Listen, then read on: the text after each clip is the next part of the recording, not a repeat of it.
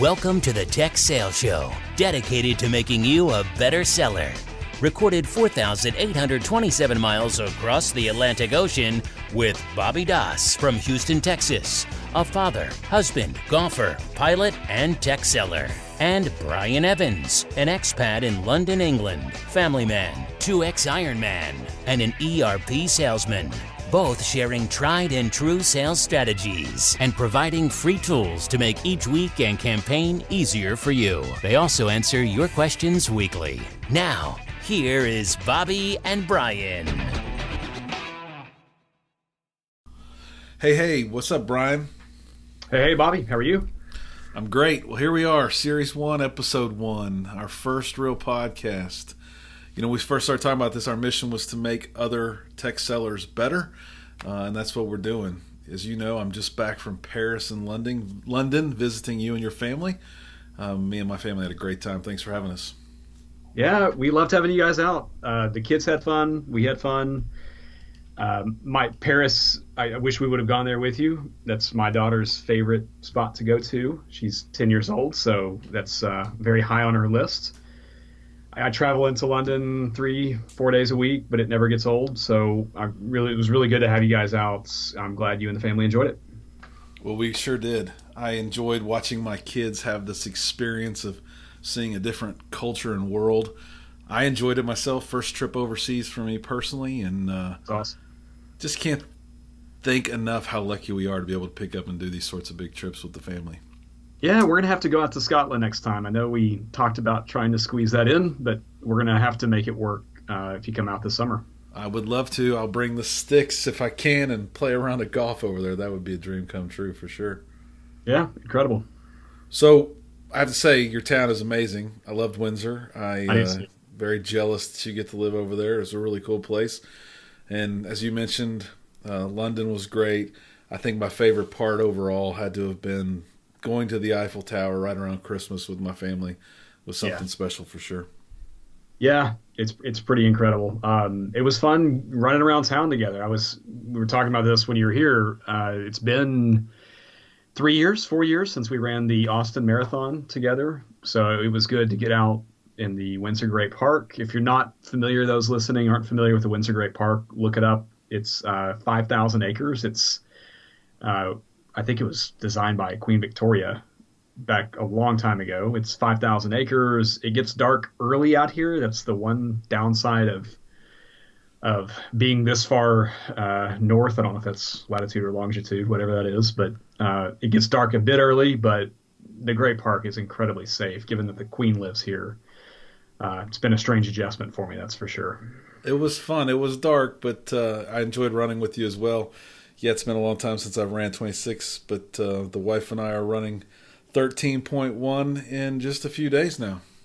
Yeah, that's great. I'm getting amped up too. I've got the London Marathon coming up in April. So you guys feeling good about it? Yeah, we are. This is pretty much a rest week for us. I think we've done enough training, so we should be good to truck it through 13.1 in Houston. Let's hope it's not 1,000% humidity and is a little bit cool. We should be just fine. Yeah, well, good luck with that for sure. Like I said, really enjoyed it. So, all right, enough. Let's jump right into it. Bobby, let's talk a bit about our first series and what can listeners expect. Sure. So hopefully everyone listened to our first podcast that we recorded last week when I was with you in Windsor. You know, the goal of this podcast and what Brian and Bobby are putting together for everybody really is tips and tricks and methodologies, a collection of strategies, as we call it, to make everybody a better tech seller. We'll share ideas and goals and all kinds of things with you throughout each podcast, but this week we're doing a very specific podcast series around Impeccable First Meetings. And this will be made up of 4 podcasts that we're going to release over the next 4 weeks, each on a Monday. And the goal is to make you much, much more better than average. And again, if you think about first meetings and your level of preparation for those, we hope that you're much better after you listen to these 4 podcasts and you get some of the stuff we give along the way.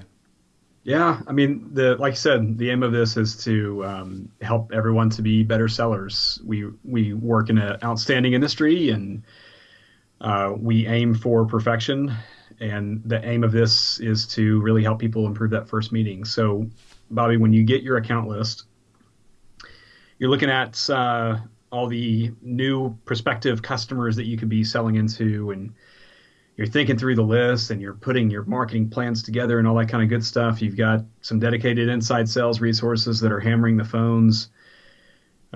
You're sending out emails, trying to get meetings with these customers, and you're all trying to book that first meeting with the customer. And then you book the first meeting. Let's say it's 3 weeks out. You're so excited. First week goes by, second week goes by, you've not done any planning. Finally, you get to the week of the meeting.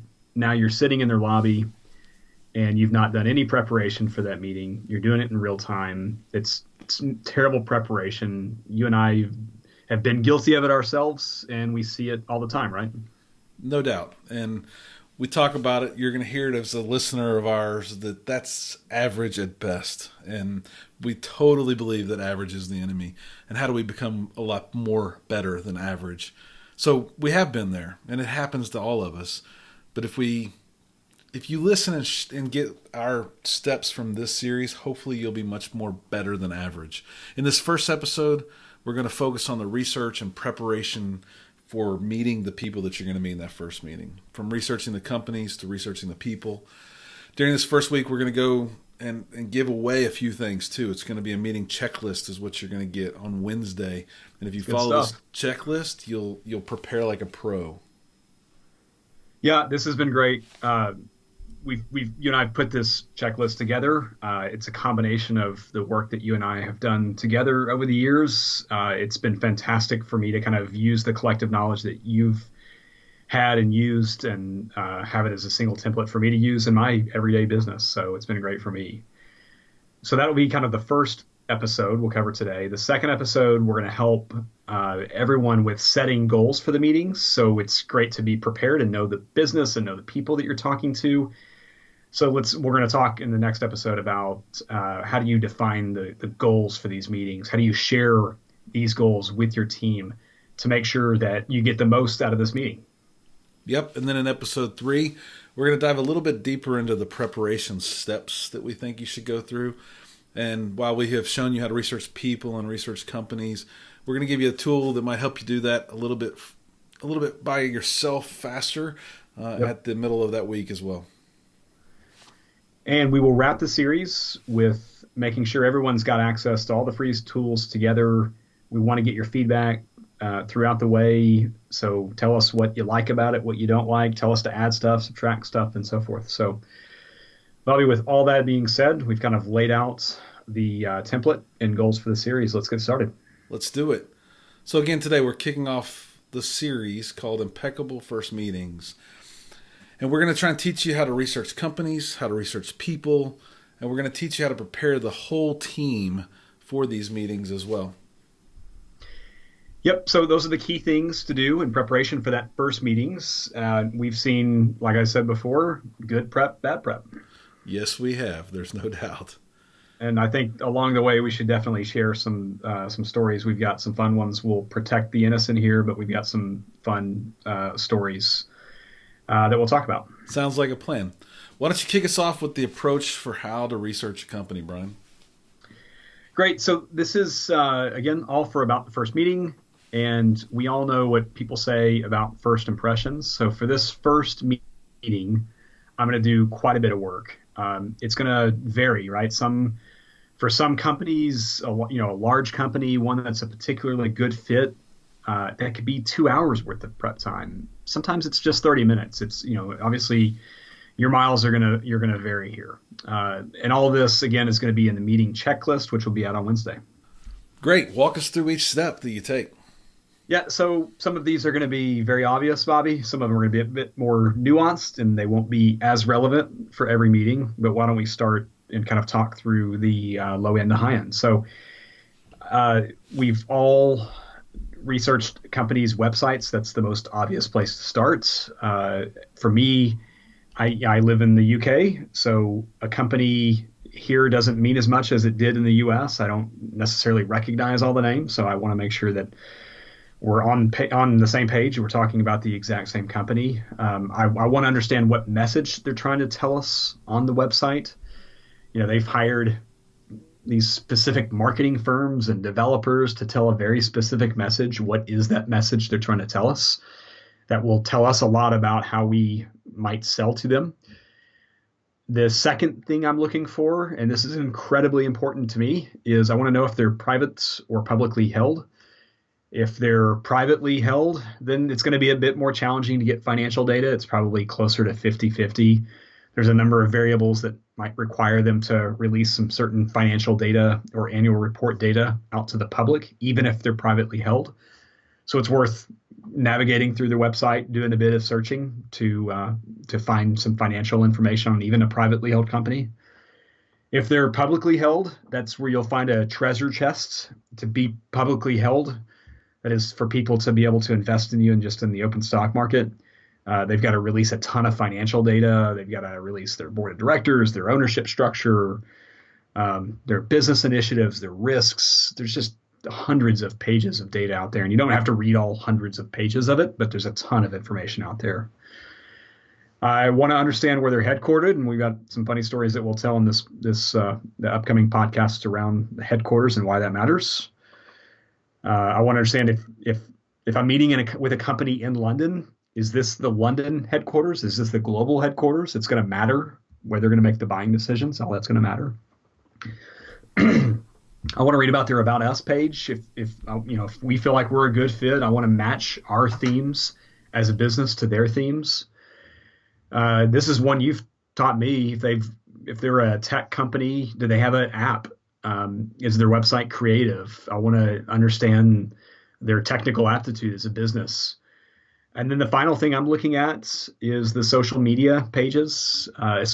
With Houston and all the floods and the challenges you guys had last year, there were an incredible amount of information that Houston-based companies released about the social work they were involved with. And knowing that is incredibly important as you engage with these companies. No doubt. The social media, web pages, sites, apps, those messages are exactly what that company wants the public to hear about them. It's how they want to be perceived, whether it's all true or not, meaning that might not be how everybody perceives them, but that's the story they're trying to tell. Obviously, all those things you just mentioned, just about the company research, could take anywhere from 20 minutes to a few hours. But I think the key is that based on the checklist and the items you're sharing, if you do the work, if you become a student of their business, you'll be much more knowledgeable and ready to sell to them than the average rep. You mentioned public versus private. Tell us a little bit about what we would do different to research a public company than maybe a private company.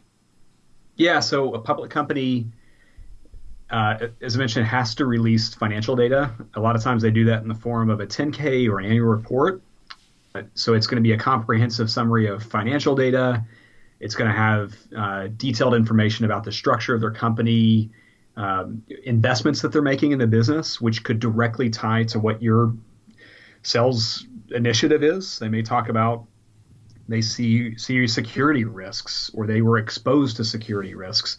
Those things are almost always announced in their 10K and can help you build a narrative as to why you might be a good fit for them. Talk about their strengths for the upcoming years. You can search for keywords. I do that all the time. If there's a certain item I'm looking for, I'm interested in about them, I'll do just a search on their annual report so I can keep from having to read 200 pages. But the net of it is it's always good information for sellers. And when I'm leading a pursuit team for ERP type sales, it's a homework assignment for the team that works with me on the engagement. I'm not asking them to read all 200 pages, but they've got to read the first few pages of that annual report. No question. Good stuff. And a recent story for me was oil and gas in Houston's not doing great. I'm a technology seller. Yep. Very few big investments are being made, more keeping the lights on kind of stuff. And I did this, researched them, read their 10K. All my peers, all my coworkers were saying there's no way they're going to spend any money. They're not making any investments. And literally the first, call it big bullet on their 10K about the next year and what the outlook should be was that they were going to make significant investments in technology to be better than their competitors. And what better statement to use in a sales meeting selling technology than your CEO is saying you guys are going to make investments? How can I help? And be the differentiator with them with the path forward for sure. Yeah, it beats like we've all been with the sales guy, and I've even been the sales guy to where I'm sitting in their lobby and I've prepared nothing for the meeting, or the account executive has prepared nothing for the meeting. So you end up walking back to their office or the meeting room, and you give some meaningless chit chat about how, man, it looks like your company goals are really strong, or wow, what a great view you have from the office. It's such a throwaway, stupid comment versus like what you said. Hey, I see this is important to you. You've announced this as how you want to differentiate yourself in a marketplace. It's such a more fruitful conversation. No question. So let's assume there's some people out there that want to learn and be better at doing this. How can we teach them? How can we help them get started reviewing the 10K?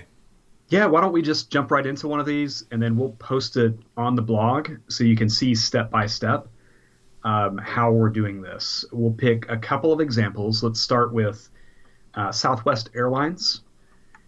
And if you're not familiar with them, they're a regional airline company in the United States. They're on the New York Stock Exchange, and their symbol is LUV. I'm a dedicated user of Google Finance, and the URL is finance.google.com or finance.google.co.uk for my UK friends.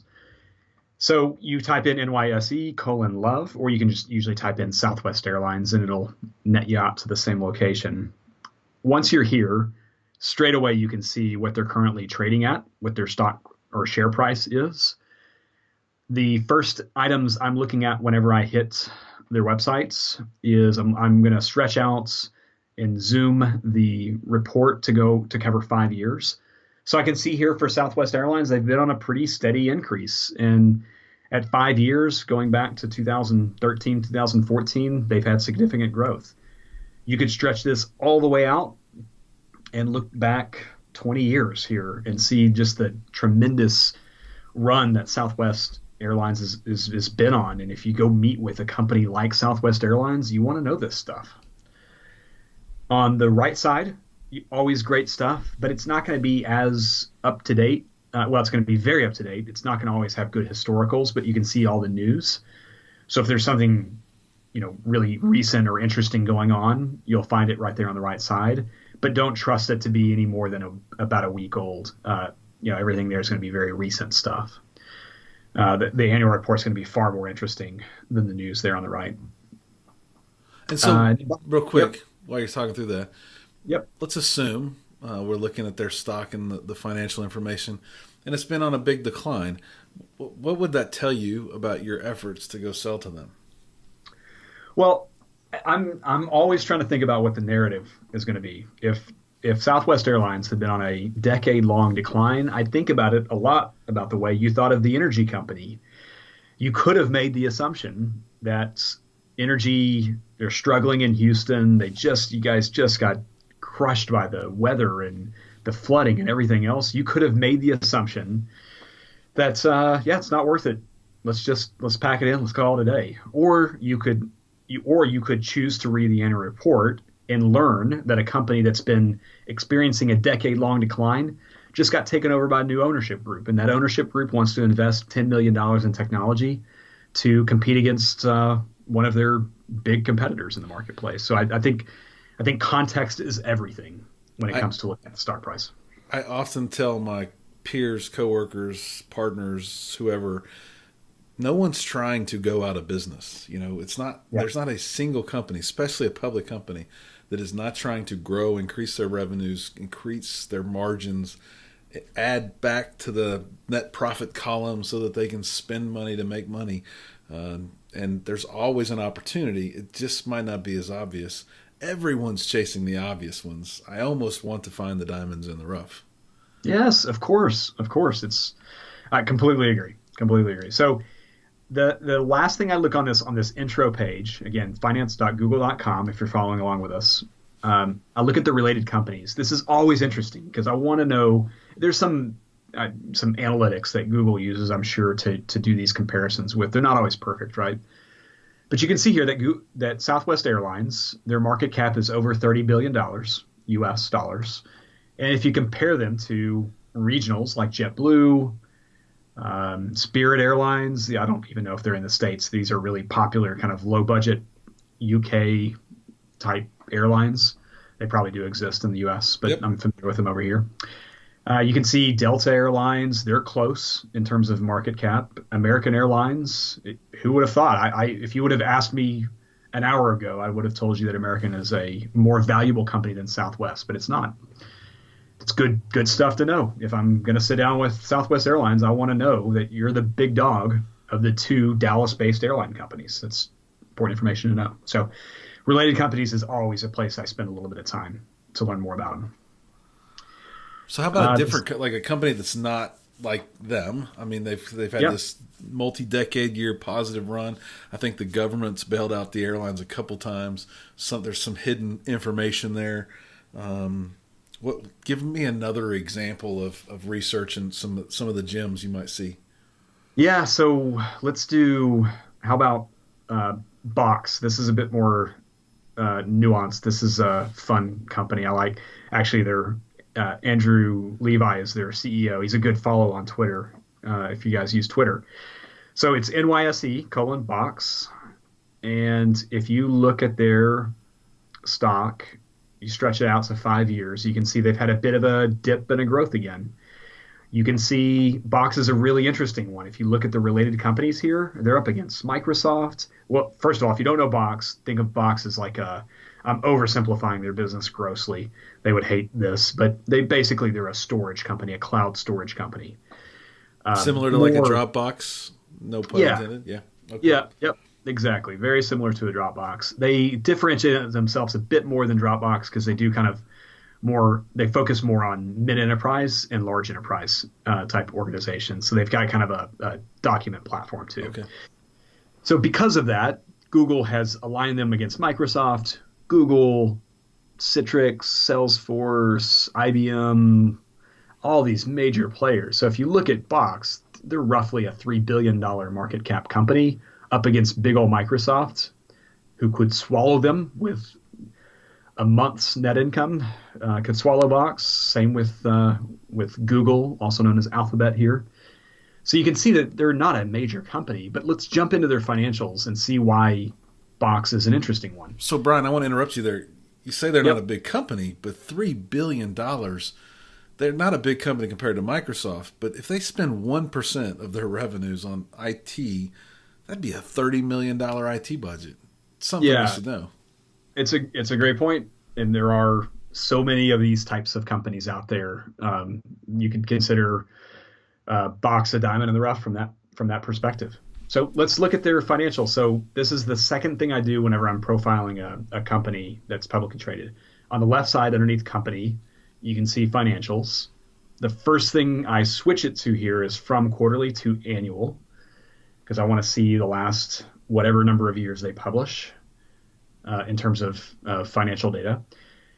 You can see that going back to 2014, and this is all in millions of US dollars. They were a $124 million company back in 2014. They're now nearly a $400 million company today. That's incredible growth as a company. Now, what's more challenging about a company like Box is if you go down to net income, starting in 2014, they lost nearly $170 million in net income. And you can see that was relatively flat in 2015. It grew to $200 million they lost in 2016. But in 2017, they only lost $151 million. So basically, they're making more top-line revenue. They're losing less money. And for these cloud-based tech companies, worry far less. I mean, unless you're an investor yourself and want to make some decisions that way, then by all means. But when you're looking at them as a prospect and they're a cloud-based company, expect there to be net losses. So those are kind of some core things that I'm looking at whenever I'm evaluating a financial company, a company's financials. Yeah, and there's no reason with all the information that you've just described that someone doesn't go in very well prepared to talk to a customer. Yep, no doubt. And it's very easy to find their financial reports too. So if you go to If you search for Box Financial Reports, and I'll do that real quick. Hang on just a second. They've got a whole website dedicated straight to this. I'll link it to it on our blog. So the homework that I mentioned before that I'll have the Pursuit team do, as I'm looking at their most recent annual report in pages 2 and 3, it's a quick read. It wouldn't take anybody on your Pursuit team more than 10 minutes to read this. There's some incredible information in here that's not on their website, unless you probably dug around deep. The second paragraph says we ended the year with over 71,000 customers, including 64% of the Fortune 500, bringing on or expanding amazing brands like Pfizer, Airbnb, Autodesk, Southwest Airlines, Sony Music, and more. So think about if you, Bobby, if you'd sold to Autodesk or if you had contacts at Autodesk, think about all the interesting conversations or things you could discuss to them as a prospect to build a bridge, to know more about them and to know more about their goals. No question. And I'll just say I skipped a little bit ahead in their 10K, and I'm on page 9, and it talks about the competitive nature of their industry and talks about some of the competitive factors that they think about and or worried about, I would think. And it's their low cost, quick deployment, depth of integration in enterprise applications, current and forward-thinking product development. These are the words that they're telling their investors it sure would be wise for a sales rep selling tech to know this stuff before they walked in to meet with the customer. Yeah, expect it.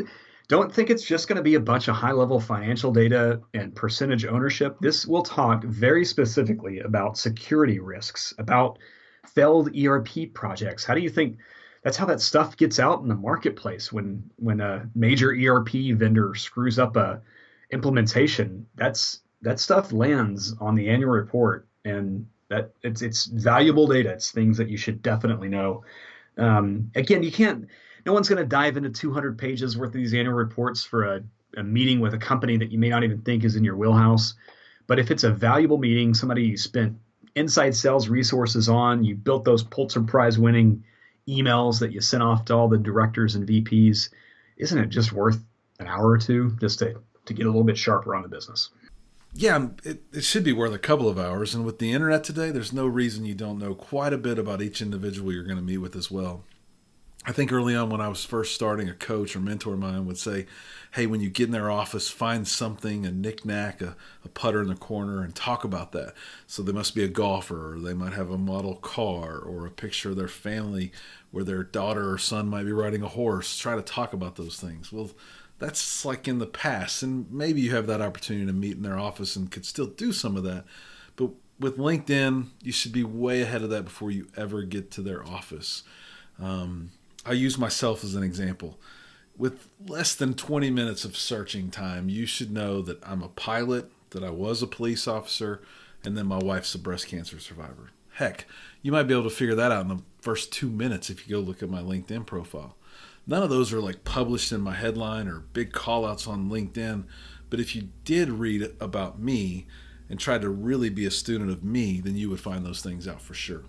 Yeah, like I said, there's too much out there to not be prepared. It's lazy sales to walk into their office and say, oh, you got a putter? You play much golf? That's lazy sales these days. Of course, that's a comment that can be made as you go into their office, but it should have been, to your point, 2 or 3 things that you found on their LinkedIn profile. And I'm a very introverted person, formerly very introverted person. So for me, not having this stuff, it wouldn't have been natural or comfortable for me to find these things as I'm going into their office. But if I can be a few minutes prepped for it, then I can be so much sharper as I go in and talk to them. So you can use other tools. LinkedIn's a very obvious one. How about Facebook, Twitter, Instagram? I don't have an Instagram account, but I know that it's as popular, if not more popular than Facebook. Crunchbase is incredible from the guys that made TechCrunch. Quora is a fantastic application as well. Glassdoor, just even doing a Google search can yield some good information. No doubt. Google's a great source for anybody doing a little bit of searching. And you mentioned you don't have an Instagram account. Facebook bought them, so you have an Instagram account, I'm sure. Okay. You might have to approve at some point along the way, but you probably have one. But let's stick with LinkedIn for right now, right? Review someone's picture. Often when I'm going to meet with someone, they don't have a picture. one, that's a bummer because I don't get to really relate to them when I first see them. But those that do have pictures, I see them all the time where it's a boy, it's a man that I'm going to meet with, and he's got his arm around a girl, but they cut the girl out, right? It's kind of like half picture. If they don't have a professional headshot, it probably tells you something about them, gives you an insight into them. Maybe that just means they're relaxed. Maybe that means their family's important to them. You could read into it, but think about what that picture would tell you. What about their highlights? Do you have any mutual companies or connections? It's not about walking in and saying, oh, I see we worked at this company together, but it's the people that you might have known together. It's the projects that you might have worked on together. You're trying to tie all these things together to be relevant and to become partners, hopefully to be able to do business together. If you review their experience and could discuss topics with them that related to both of you, it's going to begin to build that trust that you are in it with them and not trying to just be sales rep to customer. I love the past companies where you might have overlapped or you might know people that worked at that company. It's always a good way to break the ice and a funny story comes up. So do your due diligence. Look beyond the big headlines, but also try and find reasons to have conversations. Yeah, I mean, how many times have you been in the middle of a long pursuit and a new stakeholder enters the equation? That, you know, the first concern we all have is, oh man, what if he or she came from a company that used the competitor's product and wants to push this competitor's product on them? We're all worried about that situation because we've invested so much in the pursuit or the sales cycle. Wouldn't you want to know that about the company that you're about to go sit down and talk to? I've been in meetings in my career, I'll just say over the past X number of years, to where we walked in and didn't realize that the person we're sitting in front of at a VP level was somebody that was a raving fan of our technology at a previous company. Like, doesn't that change the entire meeting? Why wouldn't we have considered that or researched that? I put the blame as much on myself than anybody. Bingo. I really believe that knowing that information benefits everybody. Probably saves you a lot of selling time, one, but can build almost an instant champion. And that's what I was saying when you look at mutual companies. They're not necessarily mutual companies that you both work for, but maybe it's mutual companies that you sell to today that are raving fans of your technology, and you can bring that in. Or maybe they know Brian Evans, who works with company ABC and has used our technology. Maybe they should reach out to them for an independent review. All those things make your meeting a whole lot better. You should continue to research their education. Think about things that means to them, meaning football season, meaning awards that school might have won. Maybe the school's in trouble right now and it's a topic of discussion. Review their skills. That's where you would find I'm a pilot. You might find out that I wrote a book. You might find out a lot of little things about me that aren't, again, way out there, but they're just not on the headline for Bobby Doss. What about recommendations? I think this is a good one. What do other people say about this person? We've all got our own recommendations. You've written one for me. I've written one for you. We probably approve those. We want them to be seen. But you wouldn't have said that stuff if it was made up. So you get to understand what people think about other people, their accomplishments, their interests, articles they've wrote. Real quick story, walked into a customer, wasn't going to spend any money. They literally just wrote an article on LinkedIn and published it about how the Internet of Things was going to change IT and change what they were doing on a day-to-day basis. The fact that I had read that and was able to talk to him about that gave me the best opportunity ever to follow up, and we are ongoing in real opportunities today simply because I read that article and had something to talk about. Yeah, I've got an exact similar scenario. I'm a Twitter listener. I'm not a tweeter, other than for the Bobby and Brian stuff. So I use it more in listen mode and to consume news. Well, I was researching a company that had just flipped from privately held to publicly held. I followed one of the business leaders on Twitter. She posted, no lie, one tweet that suggested they were looking at a system that I happened to be selling. Smash cut 13 months later, and we'd signed a deal with them, a major global deal with them. Now, would we have stumbled across it? Maybe not, though. It was because of that tweet that I asked my inside sales team to engage and attempt to set up a meeting with them based off this blatantly obvious need. So, uh, again, whatever tools you're using, whether it's you doing it, whether it's your inside sales team doing it, there are some incredible tools out there that will help you bring a full 360 circle to your investigation and research for the people part of the business. Yeah, I think it's a future series, but as we think about how do I manage my territory and run my business, great tip to follow all your companies on Twitter, follow all of them on LinkedIn, follow them on Facebook. Just constantly get their feeds, because you never know when you're going to find that gem like she posted on Twitter. Yep, no doubt. It is. That tweet has been snipped and pasted right into Salesforce, and I love the story of the business I'm in. We're in sales cycles that are anywhere from 4 months to 2 years, and I always love that first interaction, and that we count that as our first interaction, was that actual tweet. Awesome. So we've talked about researching the company. We talked about 10Ks. We talked about financials. We talked about the gyms in the 10K. We talked about individuals. We talked about LinkedIn mostly, but we talked about a few other sources. Yep. Now what? Yeah. So now we got to make sure that our team knows, our pursuit team, or whether it's our inside sales team, our solution consultants, whoever they may be, we got to make sure that our team knows what we know. We got to make sure that all the logistics are arranged. How many times, Bobby, have you shown up for a meeting, and I'll just say it wasn't your meeting, it was somebody else's meeting, and they don't have a projector, or their projector is from the 1970s, or it's to do internet. If you need internet access, we have to register it through a system, and that's going to take about 20 minutes of unproductive meeting time. So we won't get into it too deep here, but the aim here in the next part of this is making sure that we have the logistics set and that they're arranged so that we can achieve the outcomes and the goals that we have for this upcoming meeting. Well, you named about 3 or 4 of my pet peeves, but one real basic pet peeve for me is to get a meeting request to a meeting that I'm supposed to go to, and in the location field it says Company ABC's offices. Oh, it's so lazy. So lazy. In Houston, that's probably one of 4 to 5 buildings. They might be close to each other, but they might be far apart. And sometimes I don't do my due diligence and look before I go, assuming they did better than average. And I have no idea where I'm even heading and don't know if I have enough time to really get there. So frustrating. So I'm sure it's happened, Brian, but have you ever gone to the wrong location for a meeting? Yep. I mean, this is a setup because we talked about it, but this is one of the funniest stories, and we'll protect his innocence because it's one of my best buddies in the whole world. I was the sales manager. He was the account executive. We traveled to another state. We're from Texas originally. We went up to Oklahoma for 3 meetings. We had 1 day of successful meetings with 2 customers. The second day, the first meeting, was in Tulsa, Oklahoma. We pulled up to their office. We buzzed the front door. No one answered. Buzzed it again. No one answered. We got back into his rental car.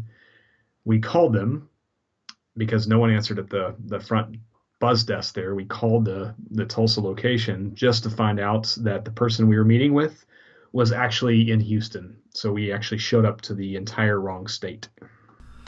I was a setup, and I do love that story, and I would love to not protect that innocent person, but we will do that for his own edification. But it's a great story. You didn't even go to the wrong location. You went to the wrong city in the wrong state. And it's such a simple thing to put the right address with a suite number. And beyond that, this checklist we're going to provide you provides a lot of logistical information and kind of check boxes that you can check off to make your team really well prepared.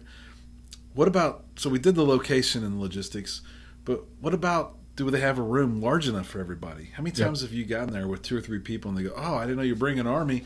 I don't have a room large enough for everybody. And then you end up standing in the hallway outside of a guy's office or a girl's office, and you're trying to talk and people are trying to reach around the corner to speak. You mentioned projector. What about cables for a projector? If it's ancient, then it's probably VGA only, and I haven't seen a laptop in a while with a VGA adapter. So what are you going to do? How are you going to play that if you don't have the right adapters, you don't have the right cables? What about parking guidance? This one bites me a lot downtown Houston, Texas. Bring a new person to a meeting at a building. They're familiar with the building, but oddly enough, they haven't parked around that building or in that building. So they end up making 4 loops around the building, don't get there until 1 minute before they're supposed to, check in real quick, realize that they have to watch a security video, and again, 10 to 20 minutes of our productive times now wasted with this person just getting up to speed. So share security guidance with them. Make sure they're coached on dress code. I got dozens of stories about dress code not being met and people coming with the wrong thing. Big one for me too. If it's a first meeting, we've invested all this time and money and effort. Why not do a dry run before we have that meeting? Yep, no doubt. I mean, how many times have we been to a meeting that there's awkward handoffs, points not being delivered in the meeting because there was no preparation or planning, or the demo was not on point based on feedback they gave us a month ago. So there's so many of these things. You've got to, and I can't remember them all either. I've been in hundreds of sales pursuits, and that's what this checklist, that's what our aim is with this checklist, is to help provide you in one consolidated document everything you need for it to be a successful meeting. It'll be sharing with your teammates things like the address, parking guidance, security clearance, like you mentioned, dress code, scheduling the dry run, how to research company. All this kind of stuff is going to be built into our checklist here. Yeah, and as a pilot, I use checklists often, and it's just too important to not go through and do everything that's in this checklist. It's basic, it's easy. The final little section in the checklist is to remind everybody that we are here to sell, and we want you to have at least one goal for the meeting. Many times that's to find pipeline, but you can make that goal something bigger and better. You'll learn more about that next week in our podcast. But what does success look like? I mean, if we build some relationship, if we have a follow-up, if we get them to commit to coming to an event, have a few things that the team knows that if we do these things, the meeting will be a success. And then 3 desired outcomes is something I tell everybody. Whether you ask for an org chart, you ask for that follow-up meeting, you get them to commit to an executive briefing, the list goes on. And just so happens you'll be getting that list next week as a template for week 2 of this podcast series, about 50 goals and desired outcomes that you might want to choose from as you go set those goals for those meetings. I love it. It's going to be great brainstorming. It'd be a really thoughtful approach to being a professional seller. That's what we all aim to be and to achieve and to maintain. So everyone knows how to prepare for the first meeting, not being the average rep. Average is the enemy, as we like to say. You just got to commit to doing it every time. Have a look at our templates. And we're here to help. We're here to take feedback too. If you want to add, subtract, please share with us as we go through this. Perfect. So how do people get the meeting preparation checklist? So everyone that's listening to this can go to bobbyandbrian.com, sign up for our email list every week. And that checklist, to your point, comes out on Wednesday. So we're going to, podcasts will be out at the beginning of the week. And then in the middle of the week, we'll release the actual content as we collect feedback and build it into the templates. So you'll be able to download it at bobbyandbrian.com. Expect book reviews, tips and tricks every month that we add in here. You and I've read a lot of books over the years, some sales books that we like, some sales books that we don't like. We're going to talk about both. We're not going to overwhelm you with emails. We're not going to be chatty, but the best way to stay in touch with us and to get access to this data is to sign up for our email list. And again, you get that by going to bobbyandbrian.com. Yep. The other way you can get a lot of the information is to follow us on Twitter as well, at Bobby Brian Sales.